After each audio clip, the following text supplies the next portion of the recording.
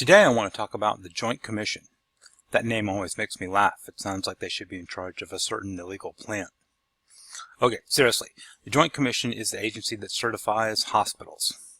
The Joint Commission is a United States-based nonprofit tax-exempt organization that accredits more than 21,000 healthcare organizations and programs in the United States. There's also an international branch that accredits medical services around the world, but we're just going to talk about the United States portion of the Joint Commission for this class. A majority of state governments recognize Joint Commission accreditation as a condition of licensure and the receipt of Medicaid and Medicare reimbursements. History. In 1951, the Joint Commission on Accreditation of Hospitals gets founded. In 1965, the federal government decided that a hospital that met Joint Commission accreditation met the Medicare conditions of participation. Why did that happen in 1965? Because in 1965, that's when Medicare came out. In 1987, the company was renamed the Joint Commission on Accreditation of Healthcare Organizations, or JCAHO. And some people still call the Joint Commission JCAHO today. Old-timers like me do that a lot. In 2007, the Joint Commission on Accreditation of Healthcare Organizations underwent a major rebranding and simplified its name to the Joint Commission. Inspections by the Joint Commission are called surveys. All member healthcare organizations are subject to a 3-year accreditation cycle, while laboratories are surveyed every 2 years. With respect to hospital surveys, the organization does not make its findings public. However, it does provide the organization's accreditation decision, the date that the accreditation was awarded, and any standards that were cited for improvement. Organizations deemed to be in compliance with all or most of the applicable standards are awarded the decision of accreditation. The unannounced full survey is a key component of the Joint Commission accreditation process. Unannounced means the organization does not receive an advance notice of its survey date. The Joint Commission began conducting unannounced surveys in January 1, 2006. Surveys will occur 18 to 39 months after the organization's previous unannounced survey. So, prior to 2006, Joint Commission surveys were announced. In other words, the Joint Commission will call ahead and tell you when they were coming to do their inspection.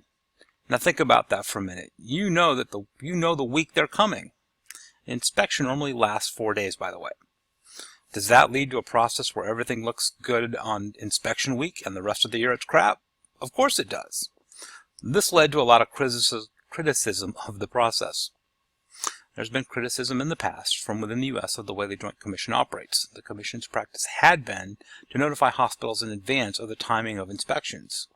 A 2007 article in the Washington Post noted that 99% of inspected hospitals were accredited and serious problems in the delivery of care are sometimes overlooked or missed.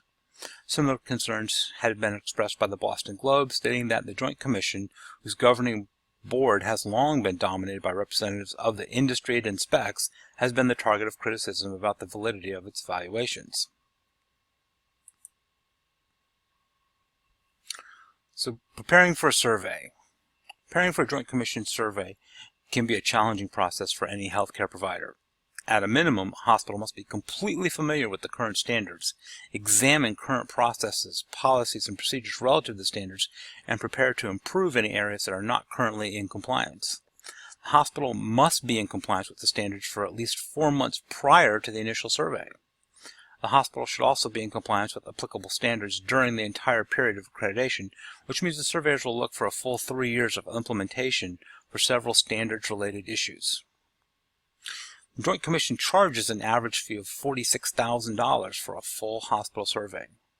Reimbursement for the surveyor's travel, living expenses, accommodations is required in addition to that fee. There may be additional costs related to consultant work directed towards getting the hospital to be successful in the accreditation process. The surveyors. As for the surveyors themselves, the Joint Commission employed salaried individuals, people who generally work or have worked with healthcare services, but who may devote half or less of their time for the accrediting organization. Surveyors travel to healthcare organizations to evaluate their operational practices and facilities against established Joint Commission standards and elements of performance. Maybe I should do that. Maybe I should see if the Joint Commission needs somebody to go do surveys. I could do that part-time in addition to teaching you guys. Alternatives. The Joint Commission is not a monopoly, and while many states in the U.S. make use of their services, not all do. Some states have set up their own alternative assessment procedures. The Joint Commission is not recognized for state licensure in the states of Oklahoma, the great state of Pennsylvania, and Wisconsin. On September 26, 2008, the Centers for Medicare and Medicaid Services granted deeming authority for hospitals to DNV Healthcare Incorporated, an operating company of Det Norsk Veritas, a Norwegian international company that has been operating in the U.S. since 1898.